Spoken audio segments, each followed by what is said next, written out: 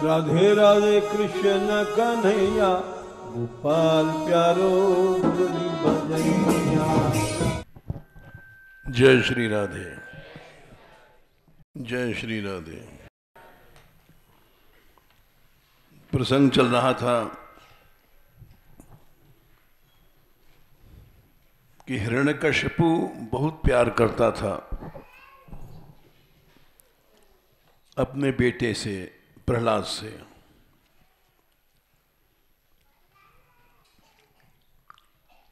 ऐसा प्यार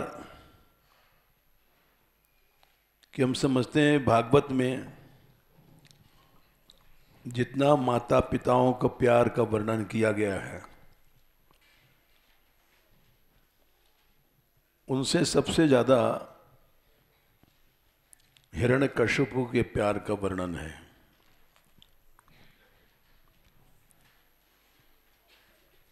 उसके 4 बेटे थे, लेकिन चारों में वो प्यार करता था केवल प्रहलाद से। उसका कारण यह है कि पूर्व जन्म के ही कर्म इस संसार में सुख दुख बनते हैं। ये सूक्ष्म बात है। स्वयं प्रहलाद जी ने कहा है इस बात को विष्णु पुराण में।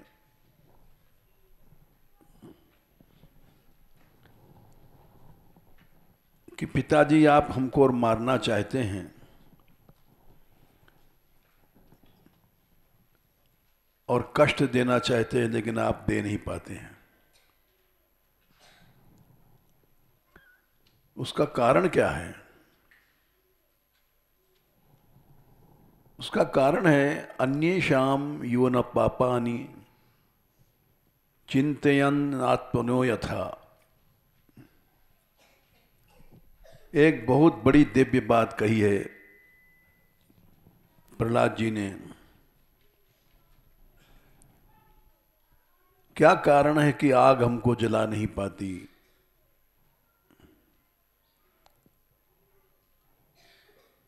जहर मार नहीं पाता,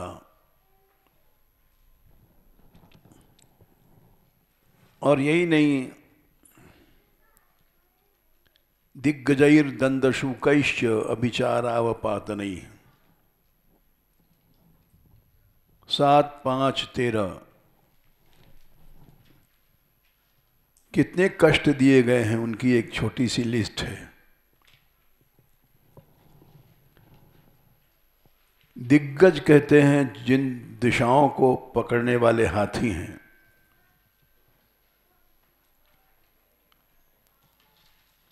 इन दिशाओं को पकड़ने वाले जो देवता हैं,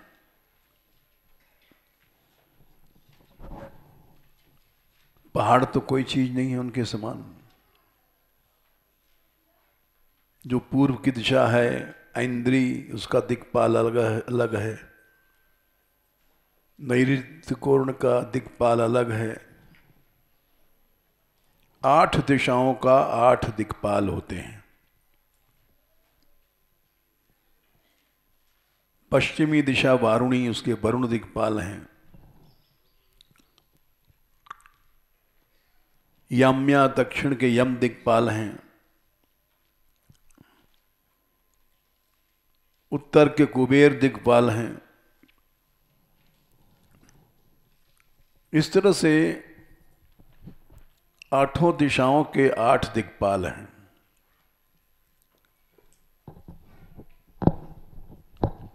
इन्होंने दिशाओं को पकड़ रखा है।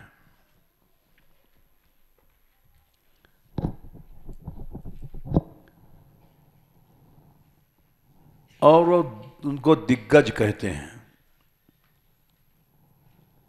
उनका अधिभूत रूप है, वो गजाकार है। ये भी समझ लो कि अधिभूत क्या है, अधिदैव क्या है, अध्यात्म क्या है। तब समझोगे दिग्गज क्या चीज है। हम पृथ्वी पर बैठे हैं, ये अधिभूत रूप है। मिट्टी है, पहाड़ है, पत्थर है, ये सब इसका अधिभूत रूप है।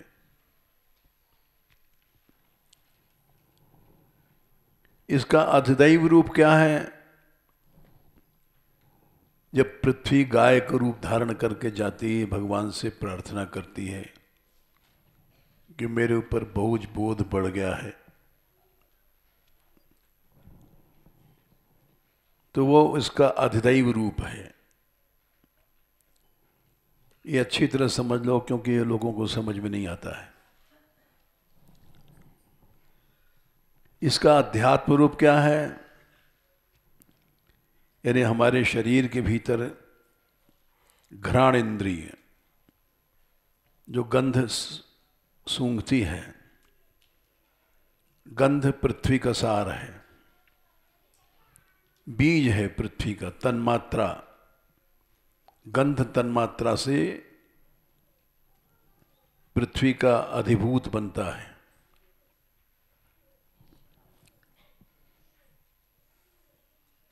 तो वो इन दिशाओं का जो देवता है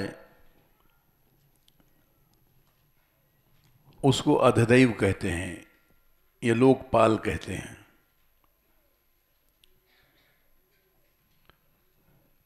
पूरब दिशा का इंद्र लोकपाल है और पूर्व और दक्षिण के बीच में जो अग्निकोण है उसका अग्नि दिक्पाल है।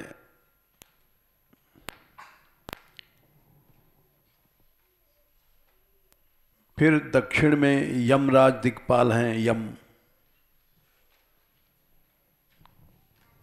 फिर वहां से मुड़ो दक्षिण से पश्चिम की ओर, तो नैऋत्य कोण है। नैऋत्य माने मृत्यु दिक्पाल है, काल। वहां से पश्चिम चलो तो उसके वरुण दिक्पाल हैं पश्चिम दिशा के।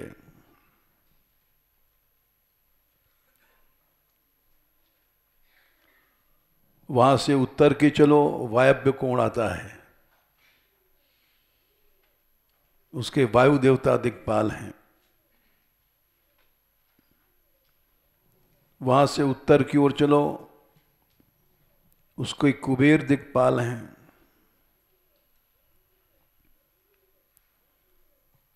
इस तरह से आठों दिशाओं के चार दिशा चार कोण,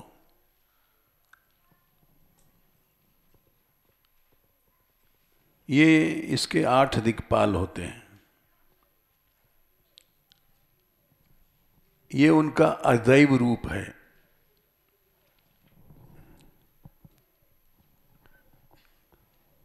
अधिदैव जब अद्भुत बनता है, यानी स्पष्ट इंद्रियों से ग्रहण आ जाए, अधिभूत सबसे व्यक्ततम रूप होता है अधिभूत, जिसको हर मोटी इंद्री पकड़ सकती है।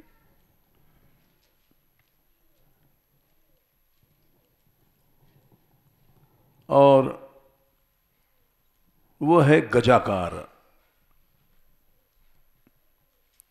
हाथी का रूप है उनका। तो हिरण्यकशिपु ने कहा कि इस लड़के को मार डालो।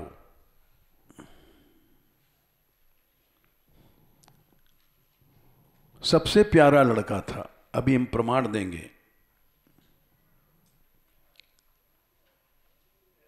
भागवत की कथा में ये सब बातें लोग विस्तार से नहीं कह पाते हैं, क्योंकि समय कम होता है। 7 दिन में कितना कहेंगे बेचारे।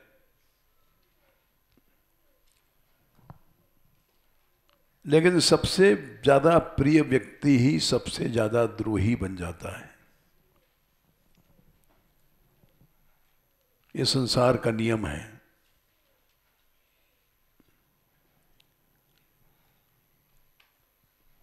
और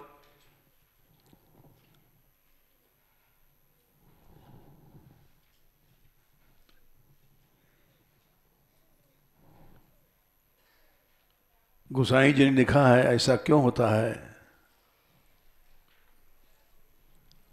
भगवत विमुखता के कारण।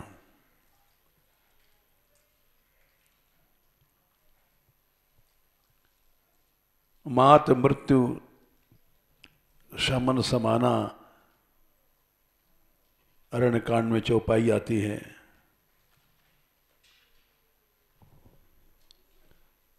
सुधा होय आए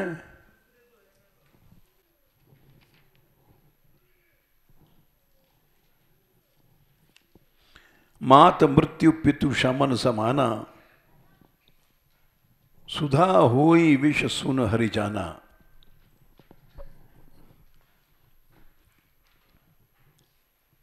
भगवत विमुखता रूपी पाप से मां तो मौत बन जाती है।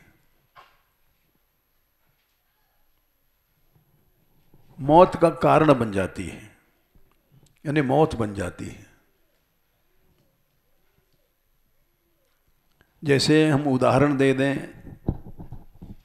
क्योंकि ये सब चीजें समझ में नहीं आती हैं। मां कैसे मौत बन जाएगी?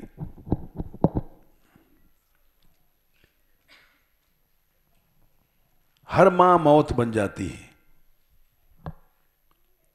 सर्पणी सर्प योनियों में हर सर्पणी अपने अंडों को खा जाती है।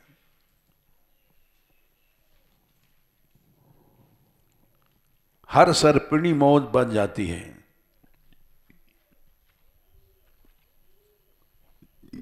सर्प योनि क्यों मिली? भगवत विमुखता से। ये सब चौपाइयां सत्य हैं। हम जैसे नास्तिक श्रद्धाहीन लोग इस पर विश्वास नहीं करते कि मां भी मौत बन सकती है क्या। एक उदाहरण देते हैं। एक दिल्ली की स्त्री आती थी और उसका बच्चा ट्रक से कुचल करके मर गया। तो वो हमसे बोली, आकर के बहुत दिन बाद मिली यहाँ, बोली बाबा मैं ही बच्चे की मौत बनी हूं। हमने कहा भाई तुम कैसे बनी हो? तुम तो मां हो। बोली मैं भोजन कर रही थी और बच्चा हमसे बहुत प्यार करता था। मैं दही खाती हूं, उस दिन दही नहीं था। तो बच्चा बोला कि मां तू 2 मिनट रुक जा, मैं दही लाता हूं। सड़क के उस साइड में वो दुकान है हलवाई की। दौड़ के यूं गया यूं आया।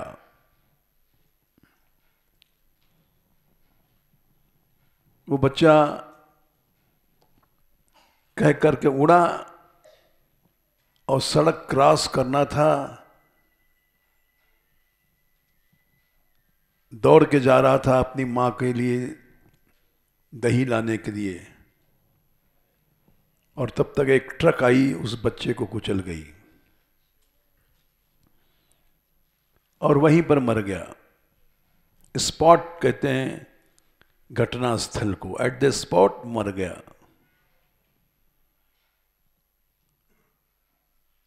मां देख रही खड़ी होकर के कि हमारा बच्चा दौड़ के गया और ट्रक से कुचल गया, और दुख में गिर पड़ी, मूर्छित जैसी हो गई। हाय हाय हाय। तो माँ ही मृत्यु का कारण बन गई।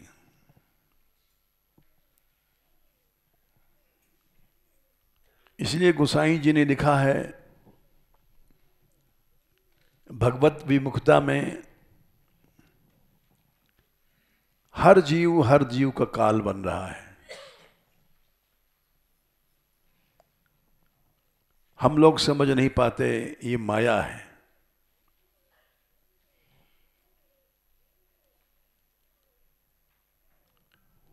क्योंकि यत्रोपयातम उपसर्पति देव माया,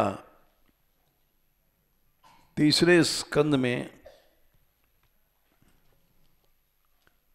गर्भ स्तुति में जब जीव स्तुति करता है भगवान की, तो वहां एक श्लोक आता है कि मैं इस गर्भ से बाहर निकलना नहीं चाहता हूं। सोहम विभो सोहम वसन्नपि विभो बहु दुखवासम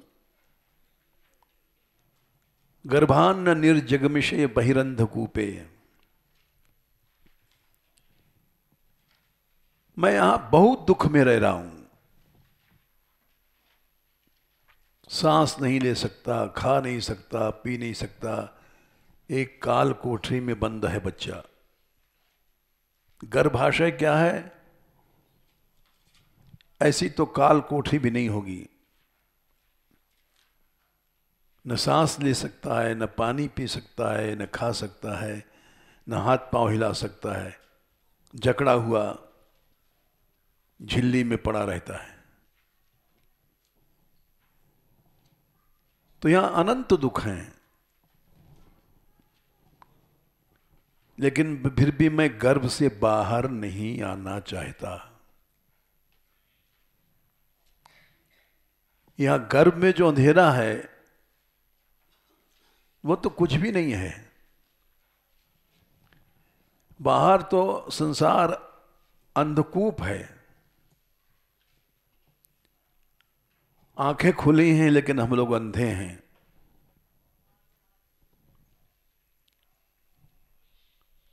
मोह में अंधे हैं। सब जानते हैं कि विषय विष है, लेकिन फिर भी पुरुष स्त्री से लिपटता है, स्त्री पुरुष से चिपटती है। सब सुनते हैं कि विषय विष है, विष है, होगा विष कहते हैं, लेक्चर हम लोग भी देते हैं। लेकिन उस विष को पीते हैं, पिए बिना रह नहीं पाते। आंखें खुली हैं और अंधे हैं।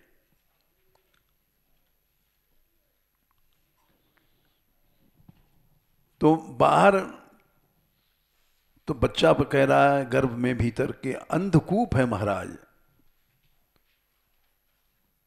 इस गर्भ के अंधेरे से हजारों गुना करोड़ों गुना अंधेरा है बाहर।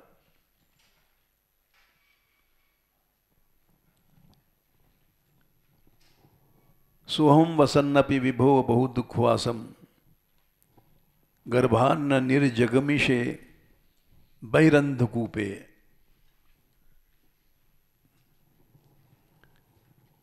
क्यों बाहर क्यों नहीं जाना चाहते हो तुम? प्रार्थना कर रहा है। जैसे ही बाहर निकलूंगा, यत्रोपयातम उपसर्पति देव माया। क्या संख्या है?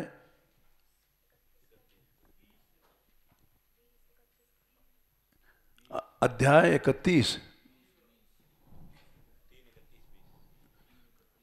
31 का 20 है।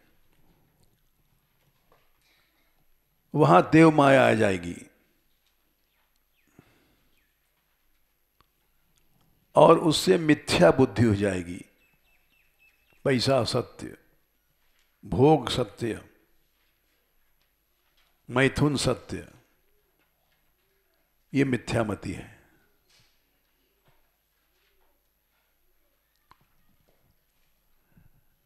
मिथ्या बुद्धि क्या है? अनित्य, अशुचि, दुखानात्मसु नित्य शुचि दुख सुखात्मक ख्याति रविद्या। सब संसार अनित्य है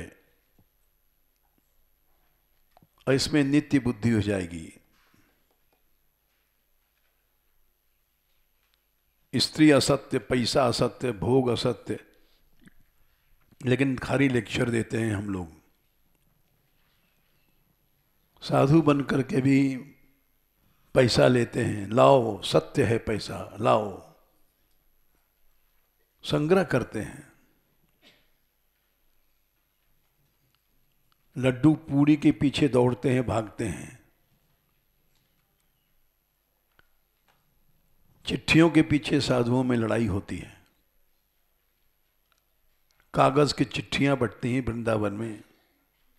एक तरह का वो पासपोर्ट होता है पंगत का कि अब तुम जा सकते हो, पंगत में बैठ सकते हो। पासपोर्ट नहीं है तो वापस कर दिए जाओगे, चिट्ठी नहीं है तो वापस चले जाओ, गेट आउट। पंगत फंगत कुछ नहीं मिलेगा तुमको। अरे यहां तक कि अभी कुछ दिन पहले यहां पंगत हुई थी रंगीली महल में। 1000 रुपये हर साधु को जो पंगत में बैठेगा। तो वृंदावन से दौड़ के लोग आए। वहां तो जो कुछ चिट्ठी मिली होगी। बोले मानगढ़ चलो, वहां चिट्ठी जरूर मिलेगी। यहां आए 2-3 दिन पड़े रहे कि हमको वहां की चिट्ठी दिला दो। हमने कहा भाई हमारे यहाँ सब अभागे लोग, यहाँ जो आता है मानगढ़ में अभागा है और इस मंदिर में रहता है, उसका भाग फूट जाता है। यहां किसी ने चिट्ठी नहीं लिया है, उनको विश्वास नहीं हुआ। 3 दिन 3 रात यहां पड़े रहे। फिर एक चिट्ठी थी माधवीशन के पास, सम्मान के लिए इन्होंने ले लिया था कि कोई इन्हें समझे बैर कर रहे हैं। इन्होंने उनको दे दिया, लो भाई एक चिट्ठी है। तो एक चिट्ठी लेके गए आगे। ये हालत है हम लोगों की। उनको 2 दिन हम कहते रहे यहाँ चिट्ठी की बीमारी नहीं है भाई, यहाँ तो राण के पांव सुहागिन लागी, हुजो बहनों मौसी। किसी विधवा का चरण सुहागिन ने छुआ, बोले तू भी राण हो जा। वैसे यहाँ सब विधवा लोग रह रहे हैं रंडफा। यहाँ की बीमारी, यहाँ तुम रहोगे तो तुम भी भूल जाओगे चिट्ठी विट्ठी। तो ये इसलिए बताया कि पैसा असत्य है, लड्डू असत्य है, लेकिन कुछ भी दो लाओ सत्य है हमारे लिए। इसको मिथ्या बुद्धि कहते हैं। अनित्य में नित्य बुद्धि हो जाना ये मिथ्या है। अपवित्र में पवित्र बुद्धि हो जाए ये मिथ्या है।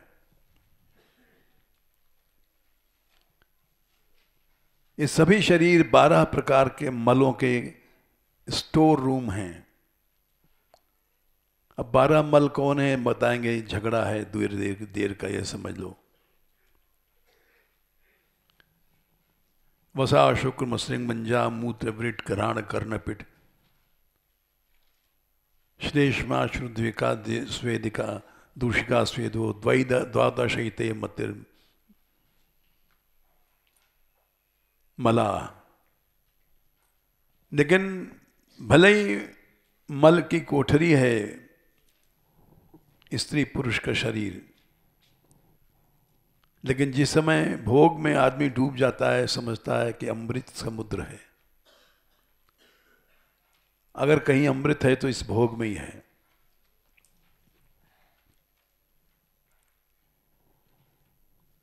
स्तुति कह रहा है कि इसलिए संसार अंधकूप है। गर्भ में जो अंधेरा है इससे हजारों गुना बाहर अंधेरा है। हम देखते हुए अंधे हैं, देख रहे हैं कोई न कोई मर रहा है। अहानि हानि भूतानि गच्छन्ति यम मंदिरम शेषास्थातुम इच्छन्ति किमाश्चर्यमतः परम। कोई न कोई रोज मर रहा है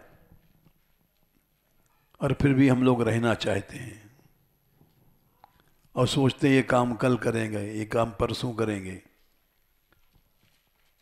अरे जाने कब काल चिरैया उड़ा ले जाए।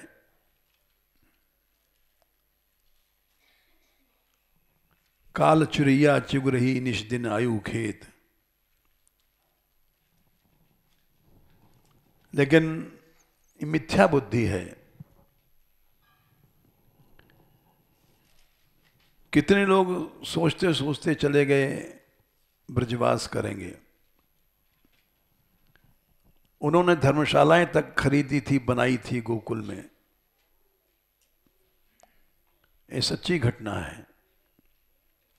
और सोचते सोचते चले गए, अब चलेंगे ब्रज, अब चलेंगे, और एकदम से चले गए दुनिया से। ये मिथ्या बुद्धि है। अनित्य में नित्य बुद्धि होना ये मिथ्या है। अशुचि में शुचि बुद्धि होना ये मिथ्या है।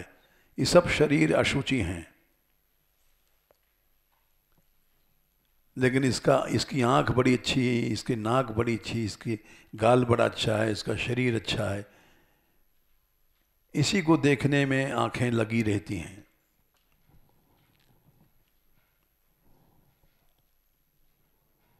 इसलिए दुखमय संसार है, इसमें सुख हम समझते हैं। खीर आती है तो कटोरा भर भर छाती अड़ा देते हैं। भूल जाते हैं उस समय। यद्यप फालतू का प्रसंग है लेकिन सुना रहे हैं। हम जब ब्रज में आए यहाँ शुरू में, तो एक घटना हमने पहली बार देखा था। यहाँ जब पंगत होती है, खीर बटती तो धड़ाधड़ खीर चलती है, झिकैमा खीर, यानी खीर ही खीर आ रही है, खीर ही खीर, जितना चाहो ले लो। तो हम पहली बार गए थे एक पंगत में नीचे गोपाल कुटी पे। तो वहाँ हमारे बगल में एक साधु था, विदेशी था, जर्मन का। वो हिंदी नहीं जानता था। खीर चलने लग गई तो जो हमारे पास रहने वाला एक था मान मंदिर का, अच्छा विशाल शरीर, भगवत शरण नाम था, वो परोस रहा था। सबका परोस करके अपने लिए उसने एक भगोना छोटा सा रख रखा था, और उस भगोने को भर लिया उसने खीर से। उसका विशाल शरीर था, और उस भगोने में जब पंगत शुरू हुई, राम कृष्ण देव की जय, सब जय बोलने लग गए। वो पहला मौका था हमारा। तो उसने भगोने को उठाया और मुंह में लगा लिया। तो साधु बोला, ओह इट्स टू मच, यानी ये तो बहुत ज्यादा है।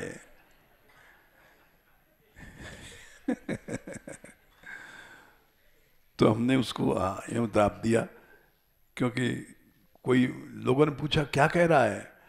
हमने कहा कह रहा है धन्य है इनकी महाप्रसाद में कैसी निष्ठा है। बोले हाँ अच्छा साधु है, अच्छा साधु है। सब लोग बात ढक गई। बोले अच्छा भावुक है। हमने कहा हाँ भावुक है। तो फिर वो नहीं बोला, समझ गया कि हम भूल करके। वो सब खा गया और पीछे से और लिया उसमें भगोने में। फिर वो कुछ नहीं बोला जर्मन साधु। वो समझ गया कि ये बोलना ठीक नहीं है, यहाँ की ट्रेडिशन है। तो ये हम अपनी स्थिति बता रहे हैं कि है मिथ्या, लेकिन इसमें छाती गड़ा देंगे, जान लड़ा देंगे। अनेक घटनाएं हैं। हमारे यहाँ एक दुर्गा लड़का था, याद है तुमको? वो खाया, खाने के बाद तुरंत दोहनी कुंड गया, शौच करने लग गया। इतना खाया कि वो क्या कहा जाए, वो वहीं पड़ा रहा।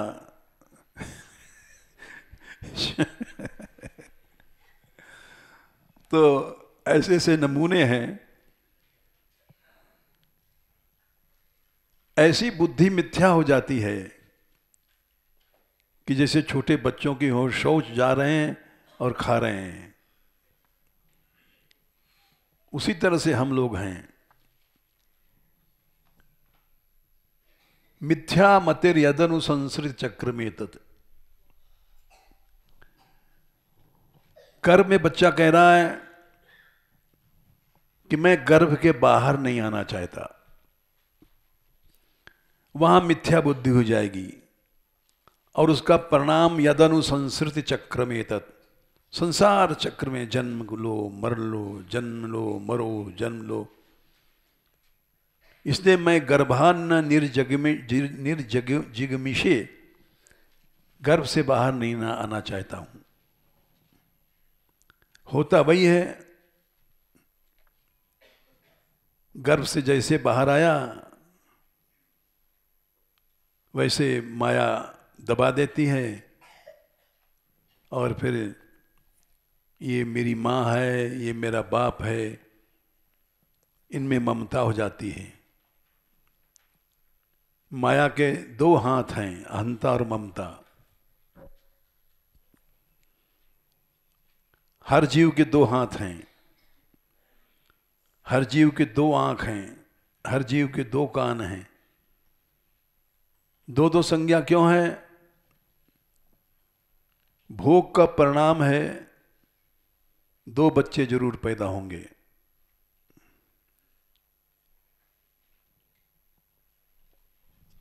एक तो अहंता,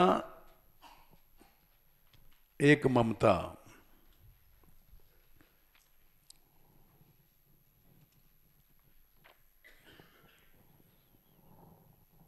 पांचवें स्कंद में 8वें श्लोक में एक बात कहा गया है, पुंसा स्त्रिया मिथुनी भाव में तम। मिथुनी भाव माने जो जोड़े का काम है, मिथुनी भाव मैथुन क्रिया। ये दोनों की मिथो हृदय ग्रंथि माहु, ये दोनों के लिए हृदय की गांठ है। चाहे स्त्री है चाहे पुरुष है, एक तो अविद्या की गांठ पहले लगी हुई है, देहाभिमान की, उसके ऊपर दूसरी गांठ और लग जाती है मैथुन क्रिया की। उससे क्या होता है? अतो गृह क्षेत्र सुताप्त वित्तैर जनस्य मोहो यम महम ममेति। ये घर हमारा है, ये खेत हमारा है, ये जमीन हमारी है, सुत ये बेटा हमारा है, आप्त मन ये माँ बाप हमारे हैं, वित्त पैसा हमारा है। मनुष्य को ये मोह पैदा होता है, मोह बढ़ता रहता है। दो हाथें हैं मोह की, अहम मम, मैं और मम माने मेरा। तो ये गांठ बढ़ती जाती है। कैसे बढ़ती है? एक महात्मा थे, उनके पास एक लड़का रोज सत्संग करने जाता था। एक दिन वो देर में गया, बोले आज देर में क्यों आया बेटा? बोले आज हमारी सगाई भई है। ओहो, तो अब तू ठीक है, अब सगाई हो गई है तो तेरा आना आगे मुश्किल होगा। बोले नहीं गुरुजी, ऐसा कैसे हो सकता है? बोले अच्छा बेटा, देखेंगे। कुछ दिन बाद उसका ब्याह हुआ तो उस दिन भी देर में गया। बोले आज क्यों देर हुआ? बोले आज हमारी बारात थी, हम ब्याह में गए थे। अच्छा, तो तू हमसे चला गया। बोले ऐसा कैसे हो सकता है? गुरु भगवान होता है, भगवान छूट जाएगा, आपको नहीं छोड़ूंगा। बोले ऐसा होता है बेटा, इसलिए कह रहा हूं। कुछ दिन बाद जब ब्याह हुआ तो बच्चा भी पैदा होगा। देर में गया है, बोले आज क्यों आया तू देर में? एक बच्चा पैदा हुआ था महाराज। जब ब्याह हुआ था, जब तो उन्होंने कहा तू अपने से भी गया, अब बच्चा पैदा हुआ तब उन्होंने कहा अब तू बिल्कुल अपने आपसे चला गया। बोले ये क्या? बोले बताऊंगा। बाप सोचता है, माँ सोचती है मैं ना खाऊं, मेरा बेटा पहले खा ले, तो अपने आप से भी चला जाता है।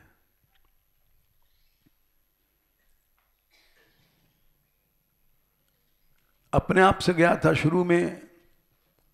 स्त्री के पीछे मनुष्य माँ बाप सब छोड़ देता है। 7वें स्कंद में कौन सा श्लोक है? जह्याद यदर्थे स्वप्राणान 7:14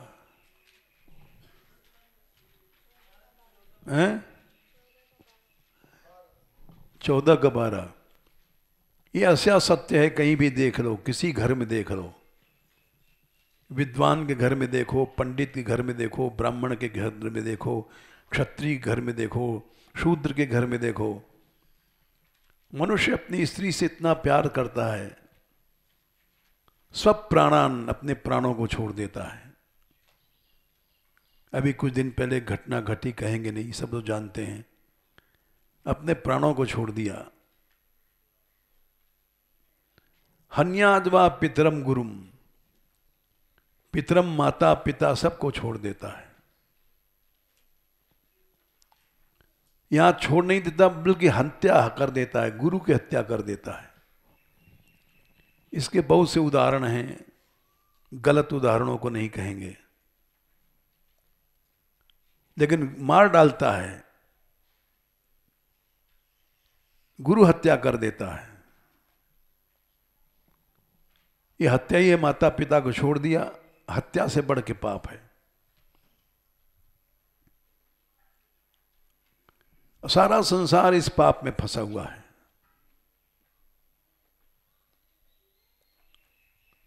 भगवान कृष्ण ने देवकी मां से कहा था, देखना 10वें स्कंद, कृष्ण देवकी से मिलने गए हैं कंस को मारने के बाद। 14वें-15वें अध्याय के आसपास की बात है, हैं?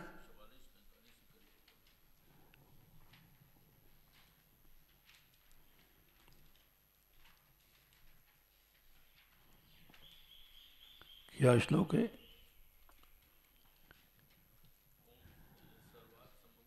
हाँ, संख्या क्या है? 47 का 5, 45 का 5। ये भगवान ने कहा है देवकी माँ के सामने हाथ जोड़ करके। ये शरीर जिससे पैदा हुआ है, इन्हें माँ बाप से, माँ से पैदा हुआ है। सर्वार्थ संभो देहो जनितः पोषितो यत। ये जहां से जनित पैदा हुआ है, और पाला गया है। हम यहाँ साधु बन करके आ गए थे, तो हमारी माँ कई बार आई यहाँ मिलने, हम आते मान भगा देते थे। इलाहाबाद से गाड़ी चलती थी, तूफान पर यहाँ पहुँचती थी 1 बजे, पुराने ज़माने की बात है, टाइम चार्ट अब तो बदल गया है। और उसी समय कह जाओ तुम। बाबा ने सुना हमारे, तो उनका ये तुम अन्याय करते हो, तुम्हारा भजन नष्ट हो जाएगा। क्यों? बोले देख लो तुम, भगवान ने स्वयं कहा है, सर्वार्थ संभवो देहो जनितः पोषितो यतः। जहां से पैदा हुआ बच्चा और जिन माँ बाप ने पोषण किया, खास करके माँ,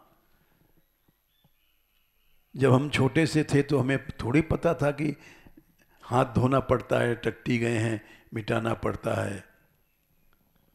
माँ ही मल मूत्र धोती है और माँ ही जाड़े में कपड़ा उड़ा देती है। बच्चे को होश नहीं कपड़ा ओढ़ने का।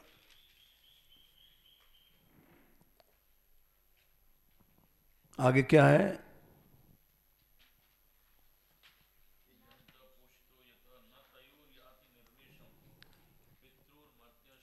नहीं नहीं, एक और है वो, सर्वार्थ संभव देहो जनिता पोषितः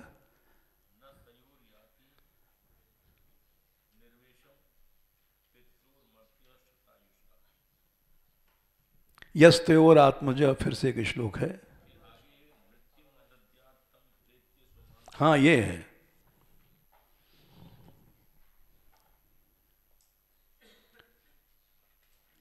अगर उनका लड़का कल्प माने समर्थ है, आत्मना माने अपना शरीर से और धन से उनकी वृत्ति माने सेवा नहीं करता है, तो मरने के बाद जब मर के जाएगा तो प्रेत उसके बाद उसको यमराज के यहाँ उसी के मांस के काट काट के खिलाते हैं। इसलिए कि तूने सर्वार्थ संभव शरीर जहां से पैदा हुआ था, पाला गया था, और उसकी कृतज्ञता न करके तेने कृतज्ञता किया, तो तुझको भोजन नहीं मिलेगा। अपने उसी के शरीर को मांस काट काट के खिलाते हैं और उसको खाना पड़ता है।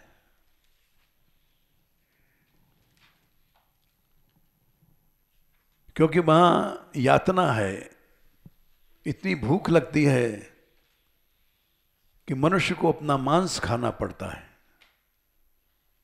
इसकी बहुत सी कथाएं हैं वाल्मीकि रामायण में ही, लेकिन संसार इसको समझता नहीं है। तो हमारे बाबा ने हमसे कहा लो, तब हमने रुकने दिया माता जी को यहाँ। हमने कहा बाबा साधु समाज बुराई करता है, ये गृहस्थी हैं। ऐसी घटना हुई थी यहाँ, हमारे खिलाफ कुछ लोग पहुँचे हमारे गुरुदेव के पास कि आज इसकी माँ आई है, कल और भी स्त्री आएंगी, ये तो ग्रस्त हो गए। तो हमने कहा ऐसा लोग कहते हैं। बोले लोग कहते हैं, इससे क्या मतलब? तुझको सोचना चाहिए कि सामर्थ्य है अगर तेरे में,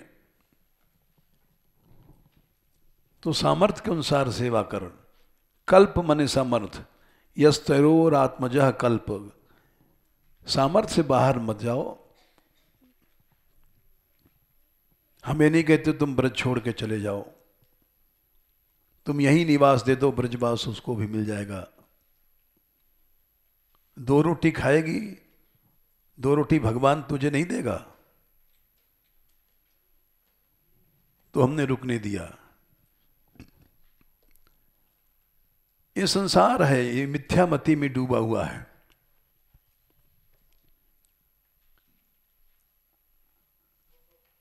जह्याद यदर्थे स्वप्राणान हन्याद वा पितरम तस्याम स्वत्तम स्त्रियाम जह्याद यस्ते ने हजितो जिता, उसने भगवान को जीत लिया। जिसने इस ममता की माया को जीत लिया। तो हम ये बता रहे थे कि मैथुन का क्रिया का फल है 2 बच्चे पैदा भये, एक अहंता एक ममता। ये हर एक के लिए है, चाहे गृहस्थी है चाहे साधु है। साधु भी अगर मैथुन करता है तो अहंता बढ़ेगी, मैं भोग रहा हूं, और ममता बढ़ेगी, ये हमारी भोग्या है। मनुष्य जिसका भोग करता है उसमें ममता बढ़ती है। भगवान राम ने कहा जननी जनक बंधु सुत दारा, सबसे पहले ममता पैदा होती मां में। जनक माने पिता में, बंधु माने भाई में, सुत माने बेटे में, दारा माने स्त्री में। तन धन भवन सुहृद परिवारा, सबकी ममता हटाना पड़ेगा भाई। सबकर ममता ताग बटोरी, यही फांसी है। ममता छोड़ने में बहुत कष्ट होता है। तो ये हम बता रहे थे कि भगवत विमुक्ता में माँ ही मौत बन जाती है और पिता ही शमन मन यमराज बन जाता है। तो वो दही लेने गया, बच्चा ट्रक से कुचल गया और उसकी माँ अब तो नहीं आती, पहले आती थी, रोती थी कि माँ बाबा मैं ही अपने बच्चे को खा गई, मेरे कारण बच्चा मरा। सुन लेते थे, ज्ञान देने से क्या होता है। लेकिन प्रहलाद जी जन्म जन्मांतर के भक्त हैं। उनका पिता विमुखता के कारण जैसे बच्चे से बैर करते हैं, ये पाप ही है हमारे। जो माता पिता बैर करते हैं या परिवार में सम्मान नहीं है, ये पाप है हमारा। प्रहलाद जी ने एक श्लोक, समय हो गया पूरा कर दें। पिताजी आप हमको मारना चाहते हैं, कष्ट देना चाहते हैं, लेकिन हमें कष्ट नहीं होता। ये विष्णु पुराण का श्लोक है। क्यों? अन्येषाम यो न पापानि चिंत्याम में आत्मनो यथा। मैं दूसरे जीवों के पापों को, कमियों को, दुराचारों को, पापों को सोचता तक नहीं हूं। आत्मनो यथा, जैसे मनुष्य अपने दोषों को नहीं सोचता है। बड़ा दिव्य श्लोक है। अन्येषाम यो न पापानि चिंतयाम्यात्मनो यथा। मनुष्य अपने दोषों को कहां सोचता है। किसी से कहो तुम बड़े कामी हो तो बिगड़ जाएगा, मैं कामी क्यों हूं, तेरा बाप कामी होगा। तस्य पापागमम तात हेत्व भावान न विद्यते। इसलिए हे तात, मेरे भीतर पाप कभी नहीं आ सकता। यानी दुख, पाप ही दुख है, पाप ही गरीबी है, पाप ही शोक है। तस्य पापागमस्तात हेत्व भावान न विद्यते। मुझे कभी कष्ट नहीं होगा। मनुष्य पाप सीखता कहां से है? मां से, बाप से, परिवार से, कुटुंब से, कबीला से। ये प्रसंग कल कहेंगे क्योंकि 9 बज गया, समय हो गया।